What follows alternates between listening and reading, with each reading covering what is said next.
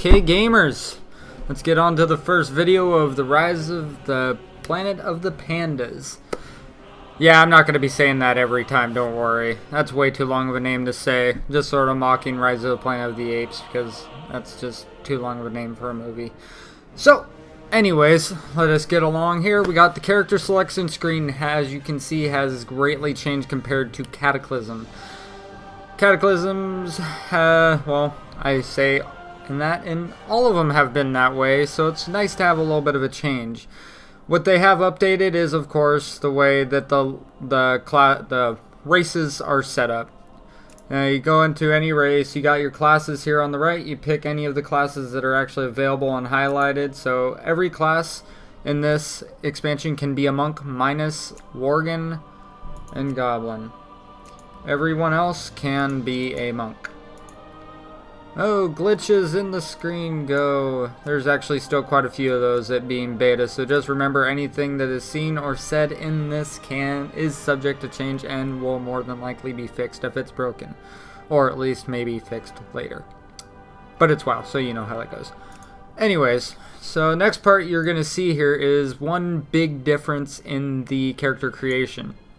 There's not much different in what they have to select, but the thing they have changed is the fact they've actually separated everything. Well, they had it separated before, but you can actually individually click and see what you're going to be selecting rather than having to scroll through different options just to find what you want.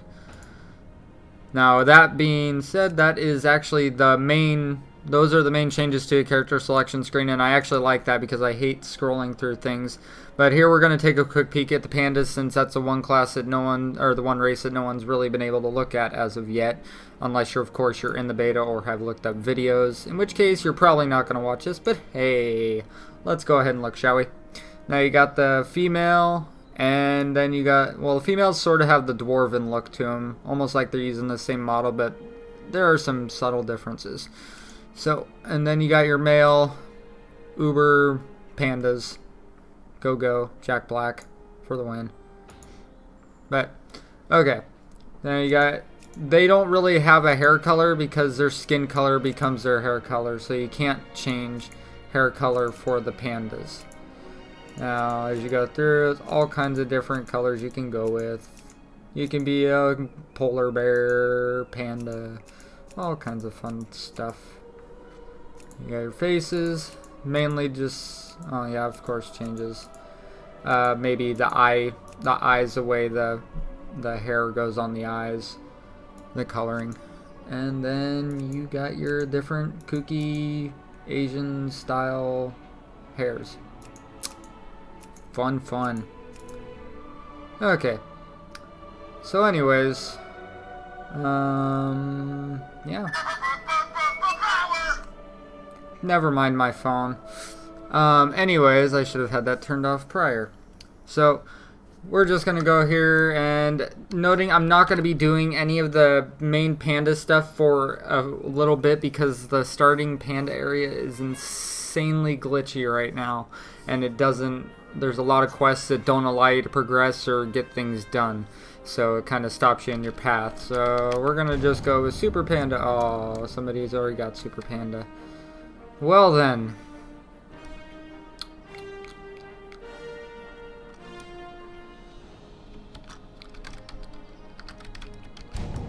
I heart pandas. Yay. Don't we all love pandas?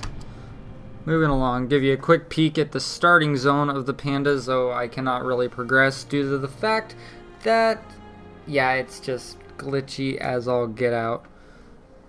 But this one part's going to be quick, and then I'll be stopping this. In the next video afterwards, I will be putting out the basic changes to the talent system and what they're actually doing. I know there was a lot of confusion when they were first announced of how they were dumbing it down so much, which in a case, I don't like the fact that there's not actually a tree that you can have fun and spec points into. That was a lot of fun. I like doing that.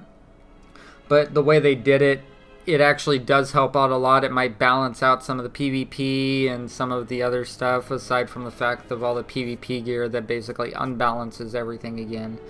Usually the reason I don't PvP a lot because usually when I go in there I get owned and I don't really feel like going in there anymore. So, yeah. from there. The new areas, extremely pretty looking. As you can see, the temples in the background, all the mountains. And this is just one area. Textures are really clean and nice, liking it. Given you can't really update much on a 6 or 7 year old system, so you can only update it so much.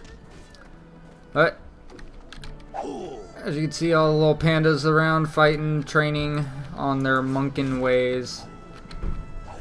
Whole lots of fun. And we got Master Roshi over here, or I mean Mossthorn. So yeah, well, this is the end of the character creation, and just to take a quick peek at the beginning area here, look over the fence, prettiness, sort of. But yeah, this is Daniel, and I'll see you next time. Don't forget to subscribe. Get some more of this panda fluffy stuff going on.